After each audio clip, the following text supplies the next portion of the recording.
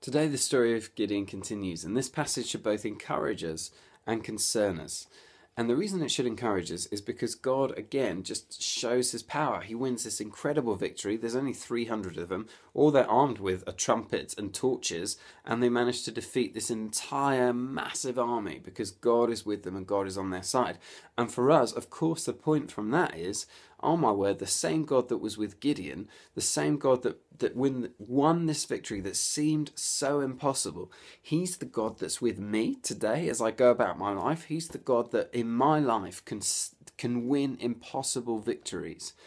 That's something that I can draw strength from, but then at the same time, we've got to draw concern. We've got to be warned by the rest of the story, because although they win this phenomenal victory that you just think, wow, if I had a victory like that in my testimony, in my story of how I became a Christian, I would never doubt God. I would never walk away from God. I would never, ever, ever sin again.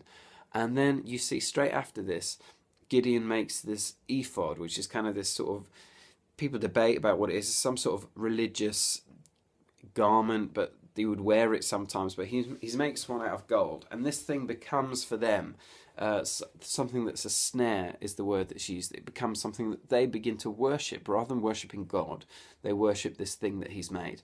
And then after Gideon dies, it's not very long at all before Israel go back to where they were before he even became the leader of Israel, worshipping the god Baal, and they don't even remember Gideon's family or show any loyalty to his family. And that shows you how human beings are and how actually we are. It's a mirror to us. Often we think, if God just did this miracle in my life, if I had this impossible victory, if I saw this person become a Christian, or I saw that person healed, or I was set free of this addiction, then I would never doubt him again. And actually, the truth is, we have this capacity of awareness where we regularly turn away from God and we forget the good things that he's done for us, and we begin to doubt him again. And I do it all the time.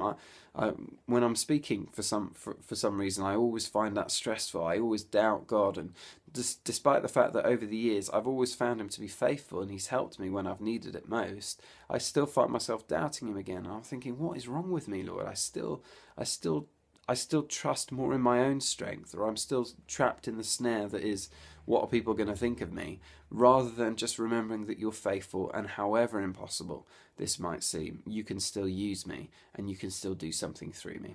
So practically speaking, there are two things here. The first is, and we've asked this question before, what is your impossible? What is the thing that you think there's no way this will ever change? Lift that to God.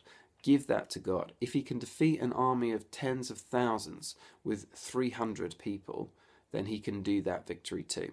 Secondly, how are we going to remember the things to be thankful for? How are we going to remember God's faithfulness over the last year, over 2014? Before we just make New Year's resolutions, as well, probably already have done that, but why not sit down with just a piece of paper and write number 1 to 5, and write the 5 things that you are thankful for, the 5 victories that God won for you last year that you almost have forgotten about.